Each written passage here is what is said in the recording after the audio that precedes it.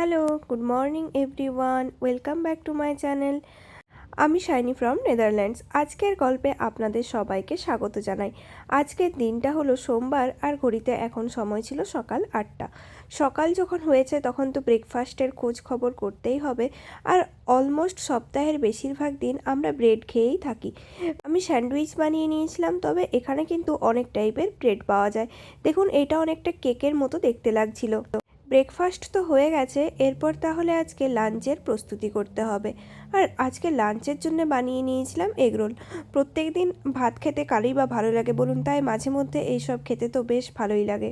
এগরোলের পুরো রেসিপিটা আমি আপনাদের সাথে শেয়ার করতে পারলাম না, তবে এই যে আমার কিন্তু এগরোলের রোলও বানানো হয়ে গেছে, আর ওপর দিয়ে আমি ডিম দিয়ে এগরোল তো তৈরি হয়ে গেছে। আর ভেতরে স্যালাড হিসেবে দিয়ে দিয়েছিলাম পেঁয়াজ, শসা, গাজর, কাঁচা লঙ্কা কুচি, আর সস দিয়েছিলাম।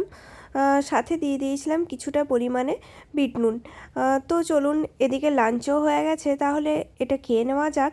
আর দেখুন, বাইরের ওয়েদারটা আজকে কি সুন্দর হয়ে আছে, আর কত পাখি একসাথে এসছে। এখানে তো এই স্ট্রিগালগুলো বেশ দেখতে পাওয়া যায়। আমি তো মাঝে মধ্যে পার্কে এদেরকে খাওয়ানোর জন্য যাই। যখন ওপর থেকে নিচে নেমে আসে তখন আমার দেখতে অনেক ভালো লাগে।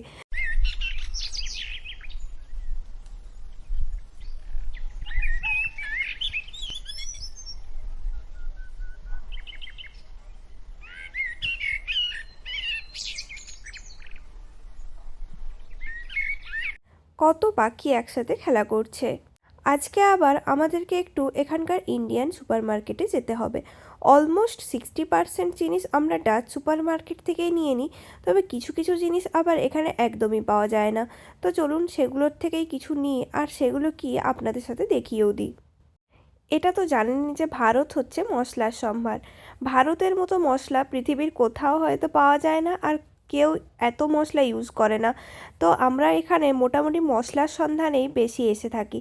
মানে প্রায় প্রত্যেকটা মশলার দাম অলমোস্ট 2 ইউরো, 2.99 ইউরো, কিছু মোটামুটি 1.5 ইউরো থেকে শুরু, আর 2 ইউরো পর্যন্ত পাওয়া যায়। মানে ধরে রাখুন এক প্যাকেট মশলার দাম 150 থেকে 180 টাকা মতো।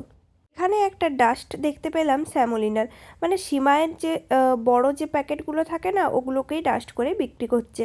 এখানে রাইস ফ্লাওয়ারও পাওয়া যাচ্ছিল, আর এগুলো তো রেডিমেড বিরিয়ানির প্যাকেট। ওপরে ছিল ফালুদা কুলফি, এগুলোও কিন্তু ঘরে বানিয়ে নিতে পারেন। আর এটার প্রাইস ছিল 2.99, মানে ভারতীয় টাকায় ওই 270 টাকা। আর এই যে বিরিয়ানির প্যাকেটগুলো দেখতে পাচ্ছেন, এগুলো কিন্তু মশলা, এগুলো অরিজিনাল বিরিয়ানি কিন্তু নয়। এখানে তো বিভিন্ন ফ্লেভারের চিকেন তৈরি করার জন্য আলাদা আলাদা রেডিমেড মশলা প্যাকেট করা ছিল, যেগুলো আপনি শুধুমাত্র চিকেনের সাথে মিশিয়ে দিলেই হয়ে যাবে। মুর্গ চিকেন, চিকেন মালাইকারি, চিকেন কোপ্তা, চিকেন চাপ, এইসব রান্নার জন্য আপনারা এই মশলাগুলো নিয়ে যেতে পারেন। আর যে চিকেনটা বানাতে চান সেই চিকেনটা ওই সেদ্ধ হয়ে যাওয়ার পর মশলাগুলো মিশিয়ে দিতে হবে। এই সেকশনটাতে আছে প্রচুর পরিমাণে পিকেল। এখানে তো জিঞ্জার, ম্যাঙ্গো, টারমারিক, আরও বিভিন্ন রকমের পিকেল পাওয়া যায়। আর এগুলো ছিল ওই গুঁড়ো মশলা, জিরে গুঁড়ো, ধনে গুঁড়ো, লঙ্কার গুঁড়ো, হলুদ গুঁড়ো, এইসব। এছাড়াও আরও এখানে বিভিন্ন টাইপের মশলা পাওয়া যায়, এত মশলার নামও আমি জানি না। বিভিন্ন শাক সবজি যদি কিনতে চান তাহলেও কিন্তু সেগুলো এখান থেকে নিয়ে নিতে পারেন। ডাচ সুপার মার্কেটে কিন্তু চানাচুর, সেও এই টাইপের কিছুই পাওয়া যায় না। এগুলোও যদি নিতে হয় তাহলেও এখান থেকেই নিয়ে যেতে হবে। এখন আমরা চলে এসেছি ফ্রোজেন সেকশনটাতে। এখানে তো সব কিছু ফ্রোজেন করা থাকে, ইনফ্যাক্ট মাছ, মাংস এইসবও এখানে ফ্রোজেন করা থাকে। অ্যাজ অফ নাও আমাদের যা কেনার ছিল তা সবই কিনে নিয়েছি, আর স্টোর থেকে বেরিয়েও গেছি। এই স্টোরটা পার্কওয়েতে আছে, আর এখন আমরা একদম মেট্রো স্টেশনের বাইরেই দাঁড়িয়ে আছি। আর 7 থেকে 8 মিনিট পর মেট্রো ছিল, তাই একটু এই বাইরের দৃশ্যটা উপভোগ করছিলাম। এখন আমরা মেট্রো স্টেশনের মধ্যে চলে এসেছি, আর মেট্রোর জন্য ওয়েট করছি। স্টেশনটা দেখেছেন, ওপরটা কিন্তু বেশ ভালো। চলুন তাহলে বাড়ি গিয়ে দেখাই আপনাদেরকে যে আজকে আমরা ওখান থেকে কী কী কিনে আনলাম। তার মধ্যে সবথেকেই প্রথমে যেটা চোখে পড়ছে সেটা হলো ককটেল সামোসা। এখানে তো এমনিতে সামোসা দেখতে পাওয়া যায় না, বা কিনতেও পাওয়া যায় না, তার জন্যেই এই 28টা ছিল একটা প্যাকেটের মধ্যে, ওটা নিয়ে এসেছি। আর নিয়েছিলাম একটা মৌরির প্যাকেট, আর এটা ছিল পপি সিড। এখানে কিন্তু পোস্তর দাম খুবই কম, আমাদের ইন্ডিয়ার থেকে তো বলতে গেলে পোস্তর দাম এখানেই কম। আমরা এখানের অনেক দোকানে সার্চ করেছিলাম কিন্তু এই আজওয়ানের সিডস কোথাও পাইনি, তার জন্যে এই ইন্ডিয়ান স্টোর থেকে নিয়ে এলাম। অলসো গোটা ধনে, কার্ডেমাম, আর একটা নিয়েছিলাম বড় লেজের প্যাকেট। এই লেজটা কিন্তু আমরা এমনি খাই না, এটা একদম ওই আলু ভাজার মতো খেতে লাগে, তার জন্য বেশিরভাগ সময় ডাল ভাতের সাথে আমরা এই লেজটাই খেয়ে থাকি। আর ইন্ডিয়ান দোকানে গেলে মাস্ট যেটা আনতেই হবে সেটা কিন্তু মুড়ি।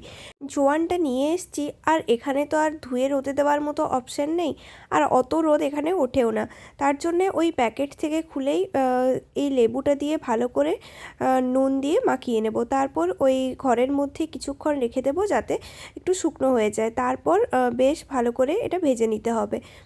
লেবু আর নুন দিলে বেশ টক নুন ঝাল খেতে হয়। আর একটা কথা এখানে বলে রাখা উচিত, এই জোয়ানের রেসিপি কিন্তু আমার না, এটা আমি আমার শাশুড়ি মায়ের কাছ থেকে শিখেছি। কারণ আমি শ্বশুর বাড়িতে যাওয়ার পর থেকে যখনই এটা খেয়েছিলাম আমার তো এত পছন্দ হয়েছিল, তারপর আমি তাকে বলেও ছিলাম যে যখন আমি এখানে আসবো তখন যাতে বানিয়ে দেয়। এরপর সেটাই এতদিন চলছিল, তারপর আবার জোয়ান পাওয়ার পর আমরা এটা এখানে প্রথম বানাচ্ছি।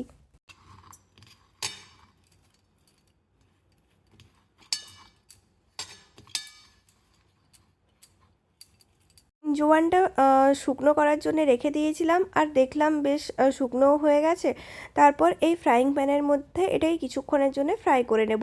ওই 3 থেকে 5 মিনিটই এনাফ, তার থেকে বেশি করলে আবার পুড়ে যেতে পারে। আর নিচে দেখুন ওই নুনগুলো জমা হয়ে গেছে। এরপর আমি তো একটা ডেয়ারিং কাজ করতে চলেছি। এটা হলো আইসক্রিম। এটা কিন্তু ম্যাঙ্গো ফ্লেভারের একটা আইসক্রিম, বাট আইসক্রিমটা খেতে একদমই ভালো লাগছিল না, তাই ভাবলাম কি করব, ফেলে দেবো। তার জন্যে এই আইসক্রিম থেকে 3-4 স্কুপ তুলে নিয়ে ভাবলাম এটা মেল্ট হওয়ার জন্য রেখে দিই। তারপর এটার সাথে ময়দা মিশিয়ে গোল গোল করে ভেজে দেখবো কেমন খেতে লাগে। এমনিতে তো আইসক্রিমটা খাওয়া যাচ্ছিল না, তাই একটু ট্রাই করে দেখলাম আর কি। এদিকে দেখুন আইসক্রিমটাও মেল্ট হয়ে গেছে, আর আমি ময়দা দিয়ে ভালো করে মিশিয়ে নেব। অবভিয়াসলি এর সাথে কিন্তু চিনিও মেশাতে হবে, তাহলে একটু মিষ্টি মিষ্টি খেতে হবে।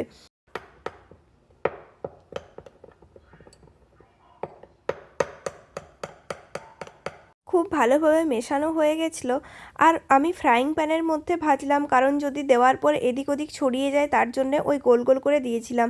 আমি তো ভয় পাচ্ছিলাম কেমন হবে কি না হবে, তবে দেখতে খুব একটা ভালো না হলেও টেস্ট কিন্তু খারাপ ছিল না। তবে নেক্সট টাইম আমি আর এটা কোনোদিনও বানাবো না। যাই হোক, একবার ট্রাই তো করে নিলাম, ইচ্ছে যখন যাচ্ছিলোই। এই অল্প করেই বানিয়ে দেখলাম, বাকি আইসক্রিমটা তো ফেলা ছাড়া আর কোনো গতি নেই। সবগুলো এক এক করে তুলে নিয়েছি, নিচে আবার একটা আমি টিস্যু পেপারও দিয়ে দিয়েছিলাম যাতে অয়েলটা সোক করে নিতে পারে। যাই হোক, এদিকে তো বড়া বানানো হয়ে গেল, আমি আবার এসছি ডেজার্টে কেক খাওয়ার জন্যে। এই কেকটাও অনেক দিন ধরে বাড়িতে রয়ে গেছে, এটাও খেয়ে শেষ করতে হবে। তাহলে চলুন এই কেক খেতে খেতেই আজকে আমার এই ভ্লগ শেষ করছি। যদি আমার এই ভ্লগ আপনাদের ভালো লেগে থাকে তাহলে please do like, comment, share and subscribe. দেখা হবে পরের নতুন একটি ভ্লগে। Thanks for watching my video. Thank you so much.